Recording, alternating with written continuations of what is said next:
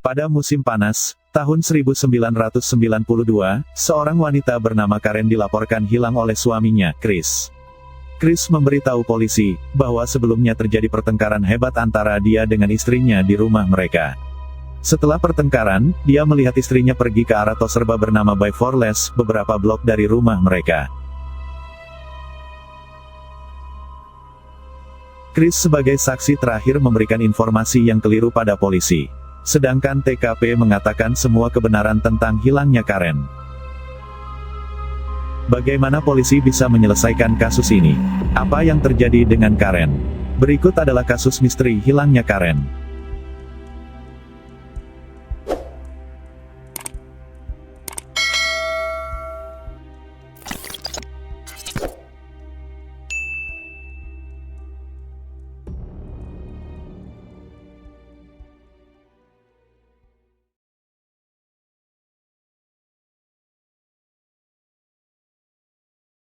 Karen Campano dilaporkan hilang pada tanggal 2 Juli. Yaitu, tepat 2 minggu sebelum ulang tahun dirinya yang ke-43.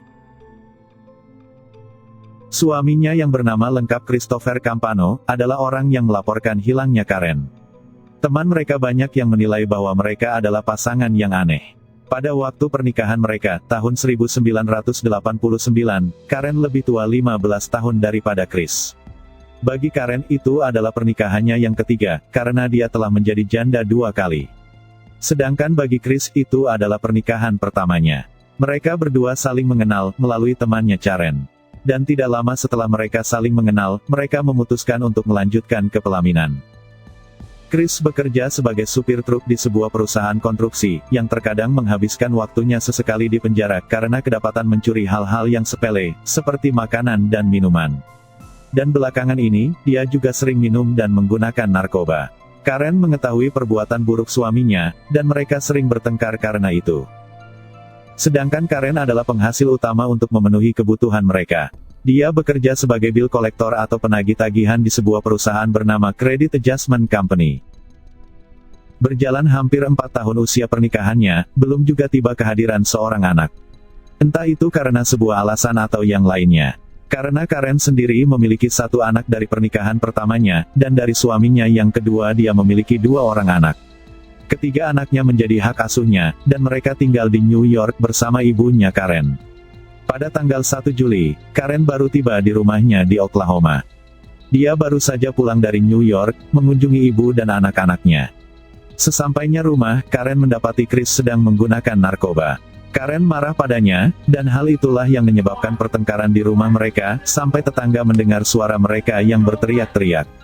Setelah bertengkar, Karen pergi dari rumahnya tanpa membawa barang apapun. Dan tidak lama setelah kepergian Karen, Chris pun keluar dari rumahnya, menuju sebuah bar lokal, dan menghabiskan waktunya di sana sampai larut malam. Pada pagi harinya, Chris merasa khawatir pada Karen. Dia menelpon seseorang di tempat kerjanya Karen, dan memastikan kehadirannya. Ternyata, hari itu Karen tidak datang bekerja. Kemudian Chris dengan segera melapor pada polisi. Itulah pernyataan Chris pada polisi ketika dimintai keterangan.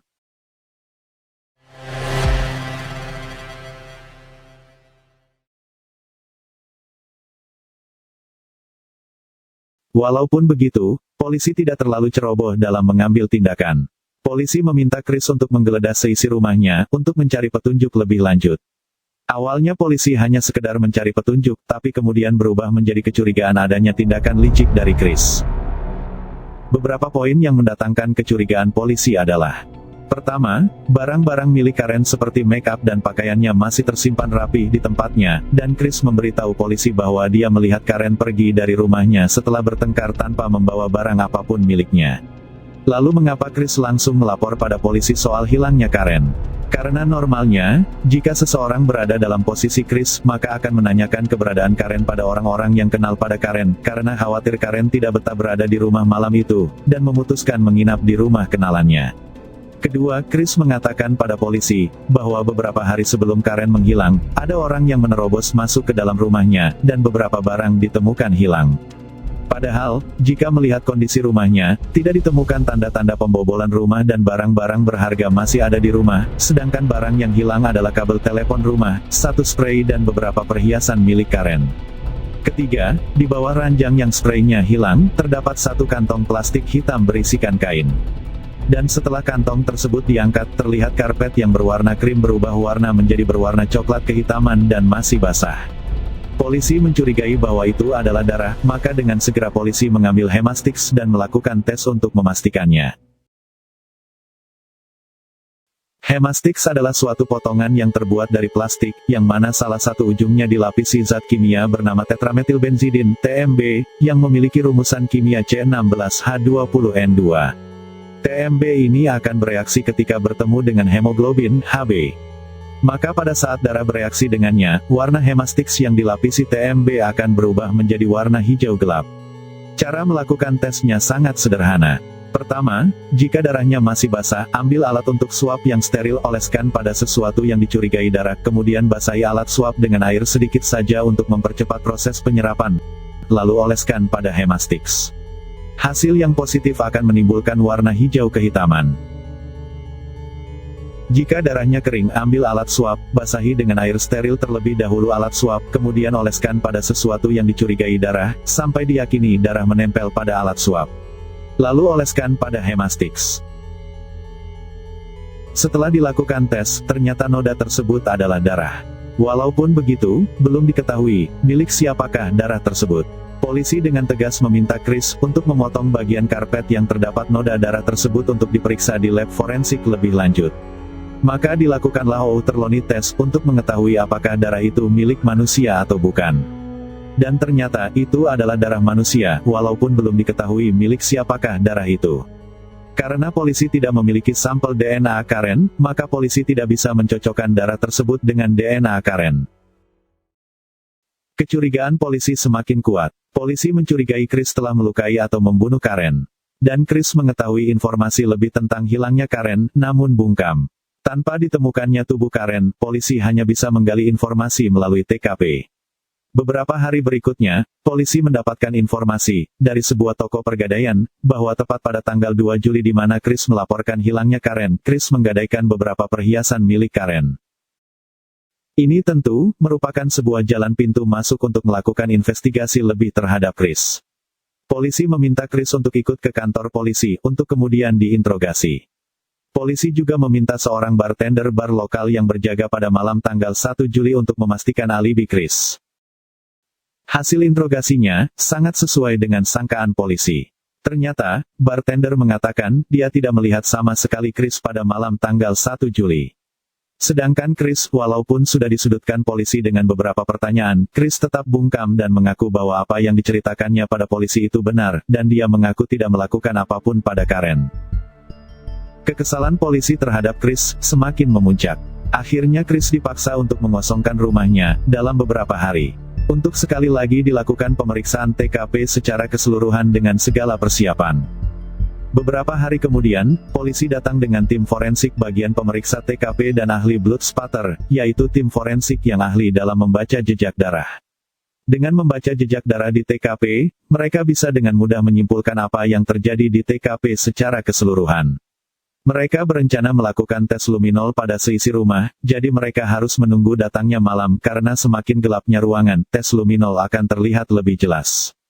Chris, yang tidak ingin kalah dari pertandingan ini, mencoba melindungi dirinya dari tuduhan polisi melalui TKP. Beberapa hari sebelum kedatangan polisi, dia membersihkan seisi rumahnya, bahkan dia tidak ragu untuk menggunakan deterjen dan pemutih. Beberapa perabotan rumah juga ada yang diganti dan dibuang. Walaupun begitu, menjadikan tim forensik sebagai musuh adalah kesalahan besar. Waktu malam pun tiba, tim forensik bisa memeriksa TKP sepuasnya, karena sudah ada izin resmi dari kepolisian. Mereka mempersiapkan cairan yang akan digunakan untuk melakukan tes luminol. Luminol adalah senyawa kimia yang memiliki rumusan C8H7O3N3, yaitu, terdiri dari karbon, hidrogen, oksigen dan nitrogen. Senyawa ini asalnya berbentuk bubuk, yang nantinya akan dicampurkan dengan larutan yang mengandung hidrogen peroksida dan hidroksida. Semuanya dicampurkan dalam spray dan siap disemprotkan. Luminol nantinya akan bereaksi dengan zat besi yang terkandung pada darah. Cara penggunaannya juga cukup simpel. Pertama, cari suatu bidang seperti dinding, langit-langit, lantai dan lainnya yang dicurigai terdapat darah. Foto terlebih dahulu, lalu semprot menggunakan spray yang telah diisi tadi secara keseluruhan dan merata. Lalu gelapkan cahaya, dan kemudian ambil gambarnya. Mengingat reaksi luminol pada darah ini sangat cepat, dan reaksinya akan kembali menghilang setelah 30 detik. Maka proses harus dilakukan dengan sangat cepat dan teliti. Itulah kenapa, sebelum disemprot dan sesudahnya harus diambil gambarnya. Luminol sangat efektif dalam mendeteksi darah, bahkan dapat mendeteksi keberadaan darah dalam kadar 1/1.000.000. Jadi meskipun darah sudah dibersihkan dengan deterjen sekalipun akan tetap terlihat jelas, walaupun ada beberapa hal yang dapat merusak hasil, namun biasanya tim forensik menanyai terlebih dahulu soal keadaan TKP. Pada kenyataannya, tim forensik tidak bisa dibodohi seperti di film-film. Hehehe. Hasil yang didapatkan tim forensik berjalan sesuai dugaan. Rumah yang terlihat bersih mengkilap sekilas mata, ternyata menjadi saksi bisu atas terjadinya kengerian di rumah tersebut. Luminol memperlihatkan dengan jelas jejak-jejak kengerian itu dengan ciri khasnya yang berwarna biru mengkilau.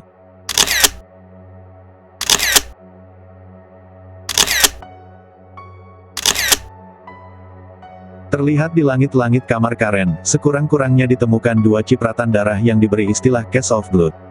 Yaitu jejak darah yang tercipta dari sesuatu yang berlumuran darah, kemudian digerakkan pada satu arah dan memiliki kecepatan. Misalnya sebuah pisau yang berlumuran darah, kemudian digerakkan ke samping, maka pisau itu akan mencipratkan darah yang ada padanya, sesuai arah gerakannya.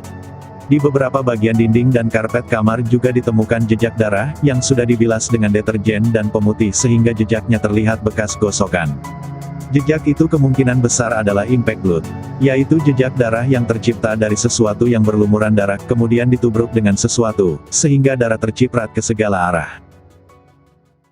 Di bawah karpet yang menjadi awal penemuan polisi, terdapat jejak bekas genangan darah, yang dalam istilah forensik disebut pool blood. Di sudut kanan ranjang bagian atas, terdapat sedikit jejak darah.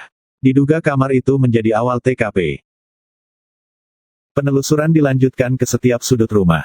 Jejak darah yang dibersihkan, ditemukan sedikit di gang menuju arah gudang dan dapur.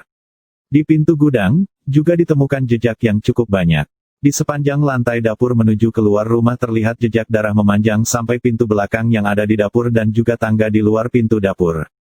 Jejak itu terus bersambung dari pintu keluar dapur sampai sekitar 3 meter di atas tanah menuju jalan.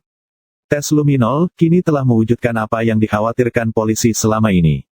Rumah yang kecil dan sederhana itu, kini menceritakan sebuah tragedi yang selalu ditutupi oleh pemiliknya.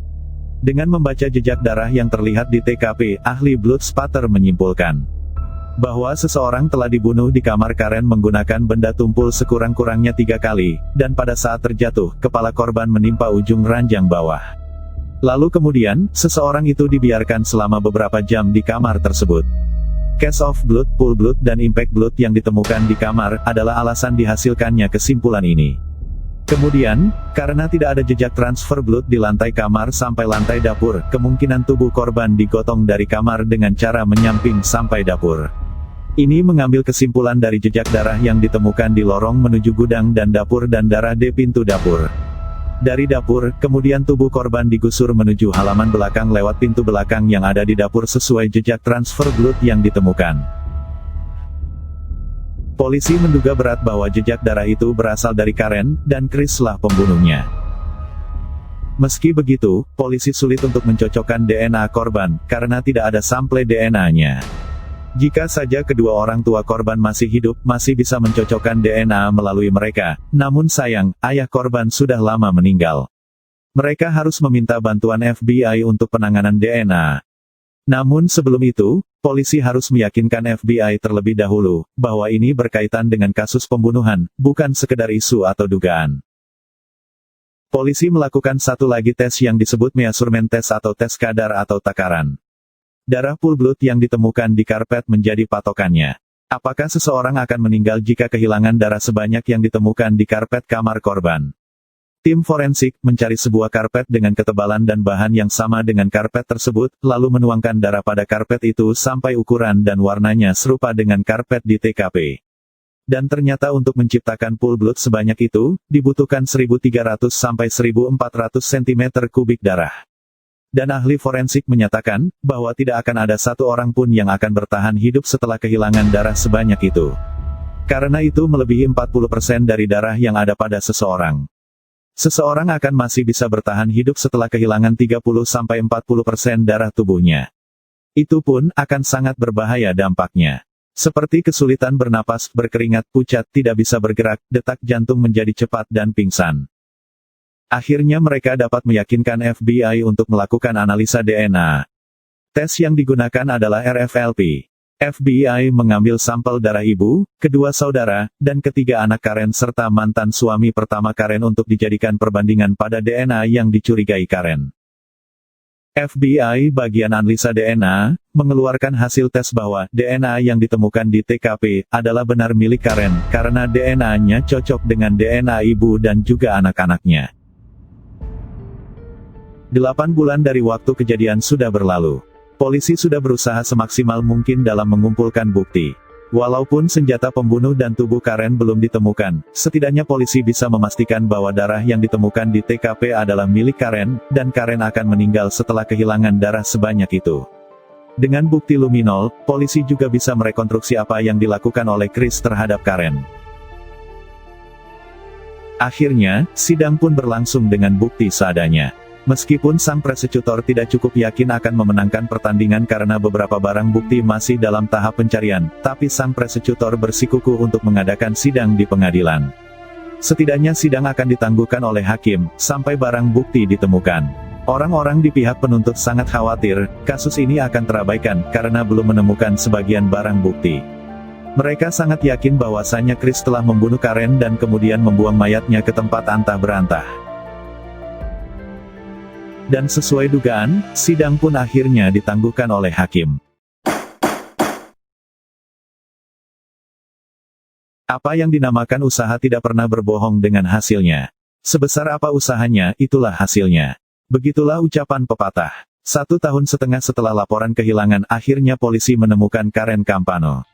Karen Campano yang kini sisa tulang belulang ditemukan terbungkus oleh kain kusam dan usang di pinggiran jalan perbatasan kota oleh rombongan anak muda yang sedang bersepeda. Pemeriksa forensik langsung curiga bahwa kerangka itu milik Karen dengan sekilas melihat tengkorak dan tulang pinggulnya. Karena tengkorak dan tulang pinggulnya menunjukkan bahwa kerangka tersebut milik wanita. Ditambah lagi di celana mayat itu ditemukan sebuah cek pembayaran pada perusahaan Shell Oil dan beralamatkan New York, sedangkan Karen malam itu baru saja pulang dari keluarganya di New York, dan keluarganya di New York memiliki urusan bisnis dengan perusahaan Shell Oil. Walaupun begitu, metode sains harus tetap dilakukan. Karena dengan sainslah semua menjadi fakta yang disepakati semua orang. Perbandingan gigi pun dilakukan, kebetulan keluarga Karen menyimpan catatan giginya. Dan hasilnya 100% cocok. Pemeriksaan DNA pun juga dilakukan, demi menguatkan bukti. Dan hasilnya cocok dengan darah yang ditemukan di TKP. Ditemukan banyak retak akibat pukulan benda tumpul pada tengkorak Karen, terutama bagian maksila dan mandibel. Selain itu 3 tulang rusuknya juga ditemukan patah. Keluarga korban, kepolisian, tim forensik serta kejaksaan yang semakin geram dan kesal pada Christopher yang selalu bungkam, akhirnya kini mereka bisa menyudutkan Christopher. Kasus hilangnya Karen, sebenarnya sudah terpecahkan dari dulu, andaikan Chris dapat bekerja sama dengan polisi. Namun, karena Chris selalu bungkam, dan bersikeras bahwa dia tidak bersalah, akhirnya kasus ini menjadi sulit untuk diselesaikan di persidangan. Kini Chris dan pembelanya tidak lagi bisa menutupi kebohongannya. Semua kebohongannya terbongkar dengan bukti yang otentik. Kini pembelanya hanya bisa menonton kecakapan bicaranya penuntut dan bukti-bukti baru yang ditampilkan di depan hakim. Akhirnya pada persidangan keduanya, Christopher Campano dinyatakan bersalah. Yang hanya bisa dilakukan Chris adalah meminta maaf dan dikurangi masa hukuman. Namun, kesempatan itu rupanya sudah lagi tak bisa dia dapatkan, berhubung karena dia tidak mau bekerja sama dengan polisi dan berkali-kali menutupi kebohongan. Akhirnya dengan waktu sidang yang singkat, dia didakwa atas tindak pidana manslaughter dan dijatuhi hukuman 1000 tahun penjara tanpa adanya pembebasan bersyarat. Di depan kamera, Chris menunjukkan ekspresi bersalahnya kepada publik khususnya pada keluarganya. Namun air mata buayanya sudah tidak dapat mempengaruhi perasaan siapapun. Publik sudah mengecapnya sebagai pembunuh yang terlewat kejam. Keluarga Karen sebelumnya sempat memohon padanya untuk meminta lokasi mayat Karen, namun Chris tetap tidak mengakui dugaan polisi. Itulah kisah seorang pria bodoh yang mencoba melawan sains. Kisah seseorang yang terlalu angkuh untuk merasa bersalah dan meminta maaf yang pada akhirnya dijatuhi hukuman yang meruntuhkan keangkuhannya.